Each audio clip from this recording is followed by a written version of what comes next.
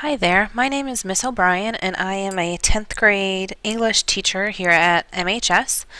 Over Christmas break, I had the opportunity to go on vacation and I visited the Czech Republic and Germany. And during our PD day, when I got back, Mr. Gerst and Miss Smith and Miss Fuller said that you guys were going to be talking about the Holocaust, and I got the opportunity while I was in Berlin to visit some memorials, and it was very interesting to be able to walk in the shoes of history where things actually happened. So I'm going to share with you a few pictures from my trip and just tell you a couple of the stories that I had the opportunity to find out. So the first museum that we went to is the Museum of Murdered Jews, and that is in Berlin, Germany.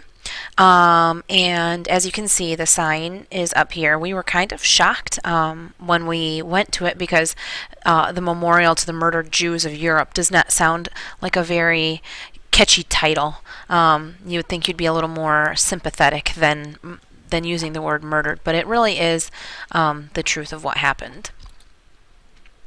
So this museum memorial, the top is the memorial, and then underneath this block is a museum that you can go through. So the picture on the left is the sign, a Holocaust. The picture on the right, the person in black is my brother. His name is Jordan, and the person in green is his friend Caleb, and that's who I went with. And they are reading the directions or the rules for entering and walking through the memorial. So the memorial is, I'm going to flip, these big stones, and they are granite slabs, and they are, if you can kind of see in the picture on the left, they are different sizes. So there are some that are very, very close to the ground, and then they go up to very, very tall. On the picture on the right, my brother is 6'4", so you're looking at slabs that are probably between 4.5 to 5 feet tall. And they kind of make a wave pattern. I'll show you a picture of what it looks like from above later on. But they kind of make a wave pattern. These slabs were chosen and they were inserted here in order to show the differences in the sizes of the people that were killed in the Holocaust. So the very, very small ones would represent small children, babies, and then the very, very large ones, which I'll show you a picture of later on, represent full-grown adults, people who were strong and tall and were really murdered because they were worked to death. So the picture on the very left with the gate, there are 6 different pathways that you can walk through this memorial. We did not walk through all 6 because it was very, very, very, very cold. So we walked through one path, and once we got to the end, there was a gate, and so we could find our way back. It's kind of like a big maze. The picture on the right of my brother shows you the very, very tall slabs. He is, like I said, 6'4", so he's got a good 5 inches. They're probably 11 feet or 12 feet tall. The picture on the bottom I stole from YouTube or from Google, so I'm sorry, it's not my picture. But this is what the slabs look like from above. So they have the very, very small ones out towards the edge, and then the tall ones are in the middle. Kind of makes like a wave pattern. So that's the first memorial that we went to. And then the second one that we went to is called the Topography of Terror Museum, and that was also in Berlin, Germany. On the picture on the left is the title, and this museum was essentially set up for how Hitler came to power and how he became so popular.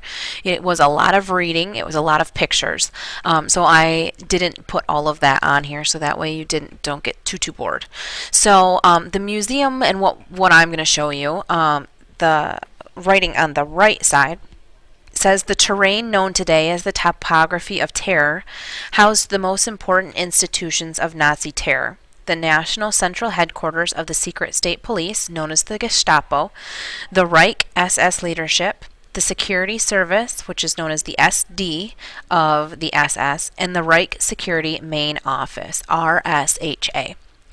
Now, the reason that this is on here is because this museum that I was walking in is exactly where the building that held the Gestapo and Reich leadership, this is where they walked. This was the building where their offices were. So it was kind of eerie to walk in this building that held pretty much the most heinous group of people who committed the worst crimes. So the pictures up top are the building that used to sit where the museum is. Of course, because it was a building that the Nazis held control of, when the U.S. came through, we bombed pretty much the crap out of it. There's not much left. So when it was rebuilt, this museum was put on this land. The middle picture, all of the little dots, and I don't know if you can see my pointer, but all of these little dots right here are buildings in the city that the Nazis held, they had control of, and that's where their offices were. So they were pretty spread out all over Germany. The picture on the left is a picture of the entrance to the building on Albertstrasse. That's where we were at. So this is the entrance that we would have walked in if we would have walked in the building. Of course, remember, like I said, the building is gone now, but that's what it once looked like. One of the stories that had the biggest impact on me was the story to the right, and it says, "When the Horst Wessel song was sung, as a Democrat of long standing, I naturally did not raise my arm." You guys know that the raised arm was a symbol of Nazi Party involvement. The woman was standing next to me. She sang along with gusto and raised her hand high. She was the one who reported me. I then had to go and explain myself to District Administrator Rothmund, and he said to me, "What did you do?" I said, "I didn't do anything at all." Then he said, "That's just it. Times have changed. You have to raise your hand now." An eyewitness account excerpt after 1945. So this man is in this crowd of people, and they're singing this song, and evidently at this point in time you should have raised your hand in the Nazi salute, and he didn't. And the reason that Hitler was able to gain so much power is that he had a ton of people that he won over with his charisma. He was a very likable guy, and he was saying the right things about how they were going to fix the problems of Germany. So a lot of people followed along with him.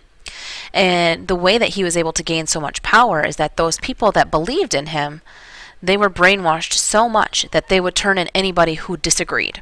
And that's how they got to win over so many people, was because people were afraid. They were afraid that they were going to get into trouble if they didn't follow along, so they just followed along. So I told you a little bit about walking through history, and the picture on the left is a picture that I took at the Topography of Terror Museum. It is of a Nazi rally in the square. And one of the crazy things is that if you look back here, again, I don't know if you can see my pointer, in the background is what we had just gone to the morning before. It is a museum. You can see that right here is the exact same pillars and the exact same stairs. So we had just visited this morning, and then here we are looking at old pictures, and it was once the place where Nazi parties held their rallies. It was very crazy to be able to walk where history had occurred. And the last one, remember this picture that I showed you of the building where the SS was housed. When we were walking up to the museum, we saw this picture on the right. And this is what is left of the building. So this is where the building actually sat. It's probably somewhere down here. Of course, all the bricks are gone, but this is what is left. And it goes all the way down the city block, but that's all of this building that remains. And that is what I have for you. Feel free if you do have any questions. I am in room A212 in the main building. If you'd like to come and say hi or ask a question, I will answer it to the best of my ability. If not, have a great time learning a little more about the history of World War II.